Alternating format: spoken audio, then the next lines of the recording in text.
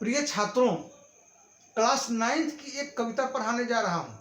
नाम है चंद्रगहना से लौटती बेर। यह एक अच्छी कविता है केदारनाथ अग्रवाल जी का, चंद्रगहना से लौटती बेर। परीक्षाओं में इससे संबंधित प्रश्न आते हैं। तो आइए हम चंद्रगहना से लौटती बेर कविता का अध्ययन करते हैं। लेकिन आगे बढ़ने से पहले हम आपको बताएंगे कि हमारा वेबसाइट vimalhindi.in पर भी आप इस कविता के प्रश्न उत्तर और भावार्थ को विस्तार से देख सकते हैं। और अधिक जानकारी के लिए, अन्य वीडियोज के लिए आप हमारे एजुकेशनल डॉक्टर उमेश 277 पर विजिट करें। और अभी तक चैनल को सब्सक्राइब नहीं किए तो सब्सक्राइब कर दें, क्योंकि आपके सब्सक्राइब करने से हमें कुछ मोटिवेशन मिलता है कि हमारा परिश्रम सार्थक हो रहा है। तो आइए अब हम लोग सीधे कविता के अर्थ पर चलते हैं। कवि केदारनाथ अग्रवाल चंद्रगहना नामक स्थान पर गए हुए हैं। चंद्रगहना नामक एक जगह है, कवि वहाँ घूमने गया है। रास्ते में बहुत सारे चीज़ें उनको दिखाई दे रही है। एक खेत है, खेत में खेत के फसलों को देखकर उनके मन में बड़ा एक भावना उत्पन्न होती है और फिर वो बैठ जाते हैं खेत के मेड़ पर और फिर कविता की रचना करने लगते हैं। खेतों की फसलों की सुंदरता को देखकर, खेत में चने के पौधे हैं, सरसों के पौधे हैं, तीसी के पौधे हैं, इन सब की जो सुंदरता है उसे देखकर केदारनाथ अग्रवाल जी प्रभावित होते हैं और यह कविता लिखते हैं। तो आइए कविता के अर्थ पर चलते हैं। वे लिखते हैं, देख आया चंद्रगहना, देखता हूँ दृश्य अब मैं, मेर पर इस खेत की बैठा अकेला। चंद्रगहना से लौट रहे हैं, चंद्रगहना नामक स्थान से कवि लौट रहे हैं और कहते हैं कि चंद्रगहना देख आया, अब मैं इस खेत की मेर पर अकेला बैठा हूं। तो क्या देखता हूं? एक बीते के बराबर यह हरा ठिगना चना।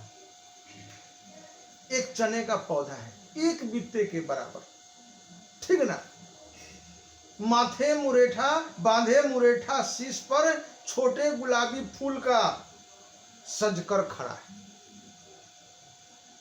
चना का पौधा छोटा सा, गुलाबी गुलाबी फूलों से भरा हुआ है उसका शरीर। ऐसा लगता है जैसे गुलाबी फूलों का मुरेठा बांध करके, पगड़ी बांध करके वह बैठा हुआ है। यह हरा ठिगना चना, बांधे मुरेठा शीश पर, छोटे गुलाबी फूल का सजकर खड़ा है। पास ही मिलकर उगी है, बीच में अलसी हठीली, और उसी के पास में बगल में अलसी माने तीसी, तीसी का पौधा भी है उसी के बगल में। हठीली जिद्दी भी है, उसकी जिद है कि वह बैठेगी तो वहीं ठिगने चने के बगल में ही रहेगी। कवि इसे हठीली कहता है। पास ही मिलकर उगी है, बीच में अलसी हठीली, देह की पतली, कमर की है लचीली। अलसी के पौधे को आपने देखा होगा। अलसी का पौधा एकदम नारियल के झाड़ू की सीख की तरह हवा के झोंकों से हिलती डुलती है, लेकिन उखड़ती नहीं है। देह की पतली, कमर की है लचीली, नील फूले फूल को सिर पर चढ़ाकर कर रही है, जो छुए यह दूं हृदय का दान उसको। बड़ी जिद्दी है अलसी का पौधा, बड़ी जिद्दी है, हवा के झोंकों से हिल डोल रही है और जैसे कहती है कि मैं उसी को अपने हृदय का दान दूंगी, उसे ही प्यार दूंगी जो मुझे छू देगी, जो मुझे छू लेगा। हवा के झोंकों से तो हिल डोल रही है,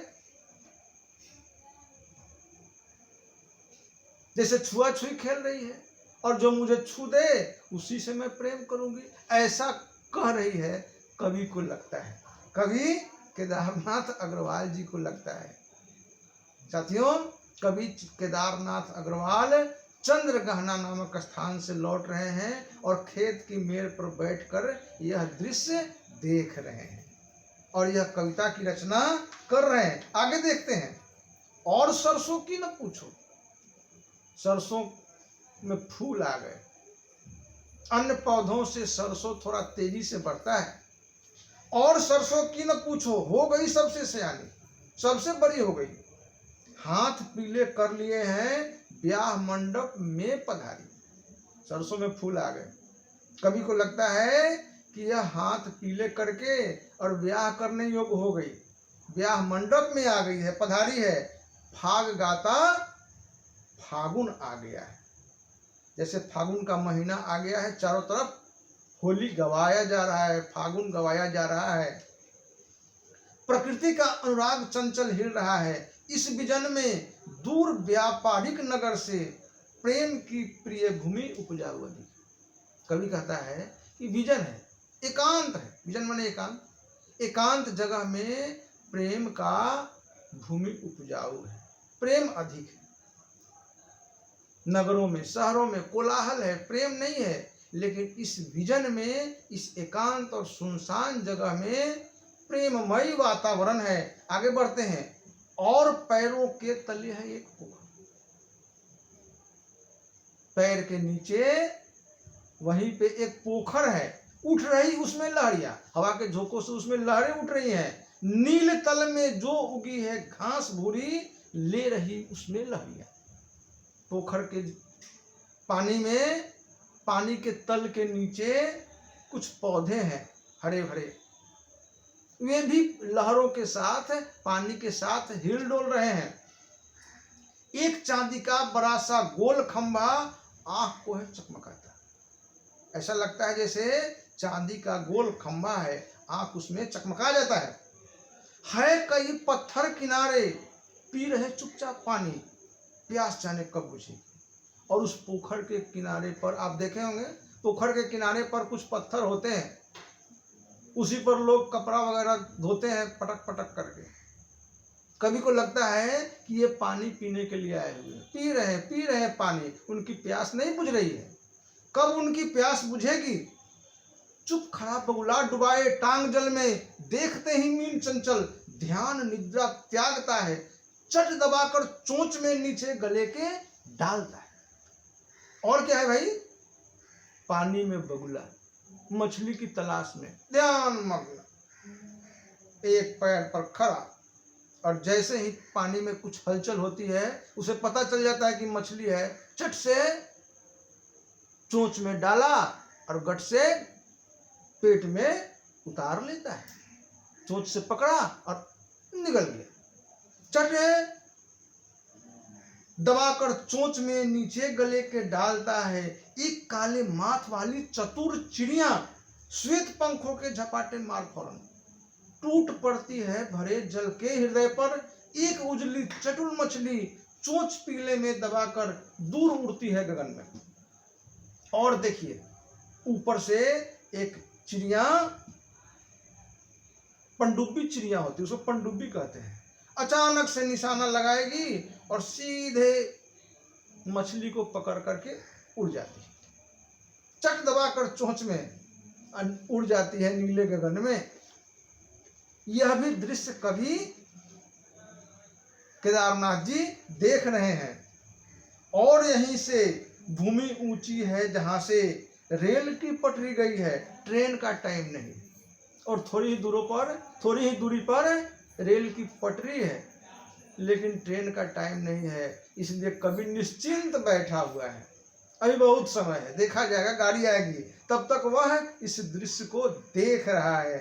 चित्रकूट की अनगढ़ चौड़ी कम ऊंची ऊंची पहाड़ियां दूर दिशाओं तक फैली है, पथरीली जमीन है, पहाड़ियां हैं छोटी छोटी, बांझ भूमि पर इधर उधर रीवा के पेड़ हैं, कांटेदार क्रूप खड़े हैं। सुन पड़ता है मीठा मीठा रस टपकाता सुग्गे का स्वर, टे टे टे सुन पड़ता है। पथरीली जमीन, छोटी छोटी पहाड़ियां, कुछ पेड़ रीवा के पेड़ हैं और उनमें सुग्गे तोते के घोंसले होंगे। उन घोंसलों में सुग्गों की आवाजें टें आ रही है। तो ये है कविता चंद्रगहना से लौटती बेर। फिर आगे बढ़ते हैं। वनस्थली का स्थल चीरता उठता गिरता सारस का स्वर टिरहो टिरहो मन होता है उड़ जाऊं मैं। और क्या दिखाई दे रहा है? सारस पक्षियों का दल। वो लोग भी कलरव कर रहे हैं। कवि कहता है कि मेरा भी मन करता है कि उन सारस पक्षियों के साथ आसमान में उड़ जाऊं, आसमान में विचरण करूं। मन होता है उड़ जाऊं मैं, पर फैलाए सारस के संग। पर माने पंख। मेरा भी मन करता है कि पर फैलाकर, पंख फैलाकर सारस के साथ ऊपर उड़ जाऊं, आसमान में उड़ूं। जहां जुगल जोड़ी रहती है हरे खेत में, सच्ची प्रेम कहानी सुन लूं चुप्पे चुप्पे। उन सारस के जोड़ों के बीच जो प्रेम कहानी चल रही है, जो बातें चल रही है, उसको भी ध्यान से मैं भी सुन लूं चुपके चुपके, ऐसा कवि का मन कर रहा है। अर्थात कवि उस सुनसान जगह में बैठ करके ये सारे सुंदर दृश्य, प्रकृति के सुंदर दृश्य को देख रहा है। अगले वीडियो में हम इसके प्रश्न उत्तर पर चर्चा करेंगे। वीडियो कुछ लंबा हो गया है, लेकिन आप लोग इसे लाइक करें, सब्सक्राइब करें, दोस्तों में शेयर करें। फिर अगले वीडियो में मिलेंगे, तब तक के लिए धन्यवाद।